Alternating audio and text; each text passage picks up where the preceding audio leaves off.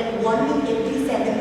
children writing the textbook commits suicide by virtue of being depressed, by not getting a perfect 100, because socio-normative pressures such as peer pressure and parental pressure make him want to aim for a perfect score, not necessarily a gradation of scores that CCE allows him to achieve, right? We tell you that this gradation eases pressure on students because now you don't necessarily have to achieve 100, but a 90 above will put you in the same class as other students. We strongly disagree with our opposition that they say that it always has to be a race to perfection, because we tell you that the minute you make it that unidimensional and that focused, it becomes problematic for students to concentrate on learning, but becomes more a race to the finish, where you not necessarily learn and understand concepts, but necessarily just mug up concepts and write it the best way that textbooks have written it down for you. We